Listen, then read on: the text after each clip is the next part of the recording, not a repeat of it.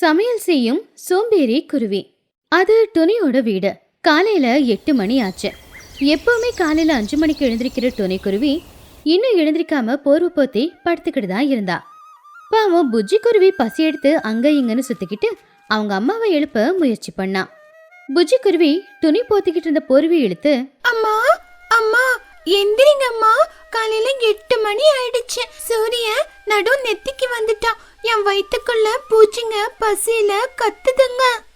துணியை எழுந்திருக்காம கண்ணை மூடிக்கிட்டே, இருக்கட்டும், அந்த பூச்சிங்கள சும்மா உட்கார சொல்லு. இன்னைக்கு ஞாயிற்றுக்கிழமை இல்ல, இன்னைக்கு ஒரு நாள் தான். எனக்கு ஆபீஸும் இல்ல ஆபீசரும் இல்ல. அம்மா உங்களுக்கு என்ன ஆச்சு? ஞாயிற்றுக்கிழமைன்னு சொன்ன உடனே யாருமே சாப்பிடாத இருந்துருமா? வயல்ல வேலை இல்லைனாலும் எனக்கு பசிக்குது, சமைச்சு கொடுங்க.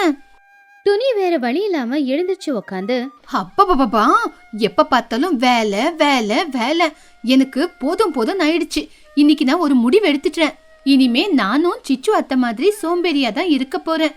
லேட்டா எந்திருக்கிறது எவ்வளவு நல்லா இருக்கு தெரியுமா? புஜ்ஜி ஆச்சரியமா, என்னது நீங்க சோம்பேறியா? ஐயோ, அப்ப நான் எப்படி சாப்பிடுறது? சுட வெஜிடபிள் பிரியாணி வேணும்னு நேத்தே நான் உங்ககிட்ட சொன்னேன் இல்லம்மா. என்னது வெஜிடபிள் பிரியாணியா? என்னால முடியாது. வேணா பச்சை அரிசி குடுக்கறேன், அதை சாப்பிடு. இல்லனா லேசியா ஒரு பிரியாணி செஞ்சு குடுக்கறேன், சாப்பிட்டா சாப்பிடு, சாப்பிடாட்டி இருந்தா போ. அம்மா, லேசி பிரியாணி அது எதுமா? நான் இது வரைக்கும் பார்த்ததே இல்ல. ஓ அதுவா? உக்காந்த இடத்துலயே சோம்பேறியா சமைச்சு குடுக்கறது தான் லேசி பிரியாணி. செஞ்சு குடுக்கறேன், பக்கத்தானே போறேன். துணிக்குருவி எப்பவும் போலவே எழுந்திருச்சு சமையல் அறைக்கு வந்தா. ஆனா சுறுசுறுப்பா வரல. ரொம்ப சோம்பேறித்தனமா சமையல் அறைக்கு வந்து அடுப்பு பத்த வைக்க கூட ரொம்பவும் சோம்பேறித்தனம் பட்டுக்கிட்டு இருந்தா. அப்போ துணி சோம்பேறித்தனமா, புஜ்ஜி அந்த தீப்பெட்டி இந்த பக்கம் போடு. ஐயோ, அவ்வளோ தூரத்துல இருக்கா. சரி சரி, லைட்ரு எங்க இருக்குன்னு பாரு. அதுவும் கிடைக்கலனா கல்ல உரசி பத்த வைக்கலாம். அத உரசவும் நிறைய பவர் வேணும்ல. வேண்டாம் விடு. புஜ்ஜி குருவி அந்த தீப்பெட்டியை கொண்டு வந்து கொடுத்து, இந்தாங்கம்மா, உங்க சோம்பேறித்தனத்தை பார்த்தா எனக்கு ரொம்ப பயமா இருக்குது. கவலைப்படாத புஜ்ஜி, சோம்பேறித்தனத்துக்கு டிக்ஷனரியிலேயே அர்த்தம் தெரியாது. வெஜிடபிள் பிரியாணிக்கு என்ன வேணும்? காய்கறி, அரிசி தானே வேணும். துணி ஒரு பாத்திரத்துல அரிசியை போட்டு அத கழுவாம அதுல தண்ணி ஊத்துனா. அம்மா, அரிசிய கழுவ மாட்டீங்களா? அப்படியே போடுறீங்க, மண்ணெல்லாம் இருக்காது. ஐயோ பைத்தியக்காரி, அரிசிய கழுவி போட்டா அதுல இருக்கிற மினரல்ஸ் எல்லாம் போயிடும். அதனால அப்படியே போட்டாதான் ருசி. இப்படி செஞ்சாதான் ருசி வரும். புஜ்ஜி ரொம்ப குழப்பமா, அப்படியாம்மா? சரி சரி, இருந்தாலும் காய்கறி தக்காளி வெங்காயம் எல்லாம் கட் பண்ணணுமேமா. அது காய்கறி தக்காளி வெங்காயத்தை கட் பண்ணணுமா? வேண்டாம் வேண்டாம், அத கடவுள் கொடுத்த மாதிரியே யூஸ் பண்ணணும். இப்ப பாரு, நான் எப்படி ಮುಳುಸಾ போடுறேன் ಪಾತನೇ ಇರು. ತುನಿಗು ಬಚ್ಚಿ ತರಕಾರಿಗಳನ್ನ ತಗೊಂಡ್ ಬಂದು ಅದನ್ನ ತೊಳಿಲೋ ಇಲ್ಲ, ಅದನ್ನ ಕಟ್ ಮಾಡ್ಲೋ ಇಲ್ಲ. ಸಿಪ್ಪಿ ಸಮೇತ ಹಾಗೇನೆ ಪಾತ್ರೆಯಲ್ಲಿ ಹಾಕಿದ್ಲು. அம்மா, என்னம்மா தோல் கூட எடுக்கல? உருளைக்கிழங்கு அவ்வளோ பெருசா போட்டிருக்கீங்களே, அது வேகுமா? வெந்துருமா? அந்த தோல்ல ஃபைபர் எல்லாம் இருக்கு. உனக்கு அதை பத்தி எல்லாம் என்ன தெரியும்? செஞ்சு கொடுக்கறேன், சாப்பிட்டு பாரு. வெளியே நின்று இது எல்லாத்தையும் பார்த்துக்கிட்டு இருந்த சிச்சு காக்கா ரொம்பவும் சந்தோஷத்தோட வீட்டுக்குள்ள போச்சு. அப்போ சிச்சு பின்னாடியே சின்ன காக்காவும் போனா. வாவ் வாவ் துணி, நீ சமைக்கிற ஸ்டைல பார்த்தா எனக்கு ரொம்ப சந்தோஷமா இருக்கு. நீயும் எங்க சோம்பேறி சங்கத்துல சேர்ந்துட்டல, இனிமே எல்லாருக்கும் சந்தோஷம்தான். அப்போ துணிக்குருவி மறுபடியும் கட்டில போய் படுத்துக்கிட்டு, சிச்சு சொல்லு சிச்சு, நானும் உன்ன மாதிரியே சோம்பேறியாயி இன்னைக்கு என் பொண்ணுக்காக வெஜிடபிள் பிரியாணி செய்யறேன். ஆனா காய்கறி எல்லாம் கட் பண்ணணும்ல, அதுக்கு உங்ககிட்ட ஏதாவது ஐடியா இருந்தா சொல்லு. நீ வாத்தியாரம் மிஞ்சின சிஷ்யா இருக்க துணி. துணி, நீ எதுக்காக காய்கறியை வெட்டாத. அப்படியே ஒரு பாத்திரத்துல போட்டு மூடி வச்சிரு. அதே வெந்து சரியாயிட போகுது. அம்மா, ஆண்டி காய்கறிக்கு உப்பு காரம் போடலையே. டேய், எதுக்குடா உப்பு போடணும்? அந்த உப்பு டப்பிய திறந்து உப்பு போடணும், காரத்துக்கு மிளகாத்தூளை கொட்டணும் அப்படின்னு எவ்வளோ கஷ்டம். துணி, இங்க பாரு, நீ டைனிங் டேபிள்லயே வச்சிரு.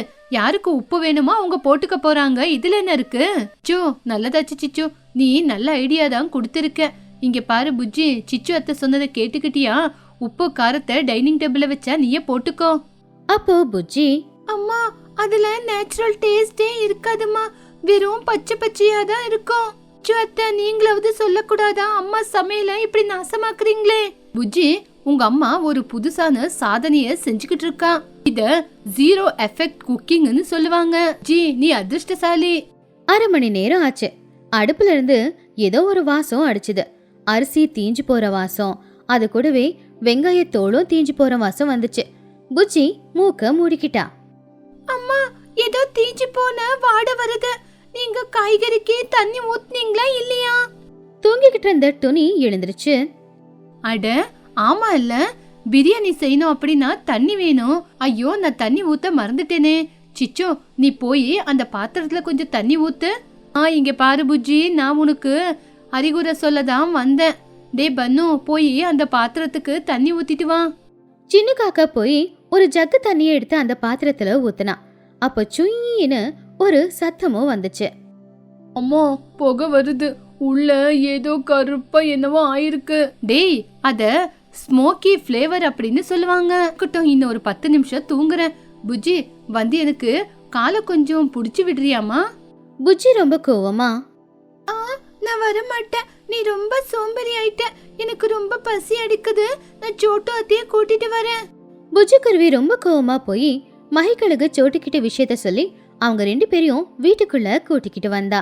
அப்போ வீட்ல சிச்சு காக்கா துணிக்குருவி 2 பேரும் படுத்து தூங்கிக்கிட்டு இருந்தாங்க. அடுப்புல சாப்பாடு வீணா போய்கிட்டு இருந்துச்சு. அட என்ன இது, வீடு முழுக்க வெறும் புகையா இருக்கு. சிச்சு, துணி, என்ன பண்றீங்க? சோட்டு போய் ஸ்டவ் ஆஃப் பண்ணா. ஐயோ, பாத்திரம் எல்லாம் தீஞ்சு போயிட்டு இருக்கு. என்ன பண்ற துணி நீ? துணி மெதுவா கண்ணு திறந்து, ஓ சோட்டு, மகி 2 பேரும் வந்திருக்கீங்களா?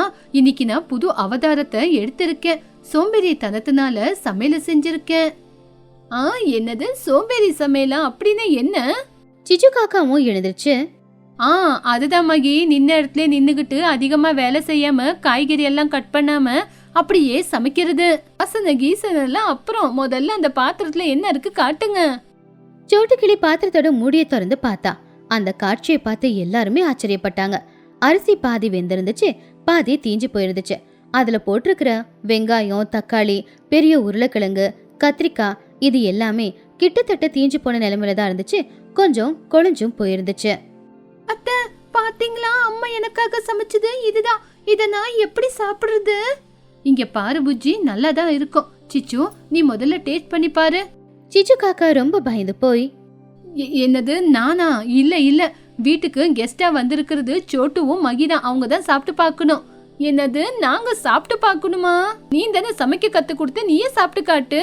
மகிக்கழுகு கோவமா முறைச்சதும் சிச்சுவுக்கு வேற வழி இல்ல அப்படிங்கறதுனால அந்த தீஞ்சு போன சாப்பாட்டை எடுத்து வாயில ஒரு வாய் வச்சுக்கிட்டா. சாப்பாடு பாதி வந்ததுனால அரிசி அரிசியா இருந்துச்சு. உருளைக்கிழங்கும் சரியா வேகல, நறுக்கு நறுக்குன்னு தான் இருந்துச்சு. சிச்சு காக்காவோட முகம் வாடி போச்சு. சாப்பாடை முழுங்கவும் முடியல, வெளியில துப்பவும் முடியல. சிச்சு காக்கா தண்ணிய குடிச்சு, ருசி நல்லாதான் இருக்கு. இருந்தாலும் பல்லு கொஞ்சம் ஸ்ட்ராங்கா தான் வேணும். எனக்கு அவ்வளவு ஸ்ட்ராங் இல்ல. அட துணி, இன்னைக்கு உனக்கு என்ன ஆச்சு? நீ எப்பவுமே நல்லா தானே சமைக்குவ. துணி சிரிச்சுக்கிட்டே அவளுடைய சோம்பேறித்தனத்தை விட்டுட்டு எழுந்திருச்சு நின்னா. பாத்தீங்களா, சோம்பேறியா இருந்தா இப்படிதான் சமைக்க முடியும். புஜ்ஜி, இது எல்லாமே உனக்காக தான். இப்ப புரிஞ்சதா? புஜ்ஜி ஆச்சரியமா, என்னது நாடகமா? உண்மையிலே நீ சோம்பேறி இல்லையாமா? இல்லம்மா, நீ நாளாவ சோம்பேறியாவே மாறிக்கிட்டு இருக்க. அதனாலதான் உனக்கு நல்ல புத்தியா கத்து கொடுக்கணும்னு உன் முன்னாடி இந்த மாதிரி நான் சமைச்சு காட்டினேன். உனக்கு இத காட்டணும் அப்படின்னு தான் இன்னைக்கு நான் சோம்பேறியா இருக்கிற மாதிரி நாடகம் ஆட்டினேன். சோம்பேறிய சமைச்சா இப்படிதான். நீ பார்த்தல எப்படி பாத்திரத்தை கழுகணும்னு. என்ன துணி, என்னையே நீ இன்னைக்கு ஏமாத்திட்டியா? நீ செய்யற நாடகத்தை பார்த்து நானும் நம்பிட்டேன். உன்னோட ஒப்பீனியனை கேட்டா யாரா இருந்தாலும் ஏமாந்துதான் போகணும். சமையல்ல ஷார்ட்கட்டே இல்ல. மகி சிரிச்சுக்கிட்டே, ஆமா ஆமா, நீ நல்ல புத்திய தான் கத்து கொடுத்திருக்க புஜ்ஜி. பாத்தியா, சோம்பேறியா இருந்தா எந்த மாதிரி சமைக்குவாங்கன்னு. அப்புறமாவது உன்னோட சோம்பேறித்தனத்தை விடுறியா? விடுற அத்தை. கருப்பா இருக்கிற இந்த சாப்பாடை பார்த்த உடனே எனக்கு புத்தி வந்துருச்சு. இனிமே நான் என்னைக்குமே சோம்பேறியா மட்டும் இருக்க மாட்டேன். இன்னைக்கு நான் உங்களுக்கு காய்கறியை கட் பண்ணி கொடுக்கறேன். நம்ம எல்லாருமே சேர்ந்து நல்ல பிரியாணி செய்யலாம். சரி சரி, எல்லாரும் வாங்க. எல்லாருக்கும் நல்ல வெஜிடபிள் பிரியாணி செஞ்சு கொடுக்கறேனா. சிச்சு, நீயும் வா, வந்து வெங்காயத்தை கட் பண்ணு. என்னது நானா? சரி வரேன். இந்த சாப்பாடை சாப்பிட வெங்காயத்தையே கட் பண்றேன். எல்லாரும் சிரிச்சுக்கிட்டே சமையலறைக்குள்ள போனாங்க. துணி போட்ட ஒரு சின்ன நாடகத்தினால புஜ்ஜிக்கும் சிச்சுவுக்கும் கஷ்டத்தோட அருமை புரிஞ்சுது.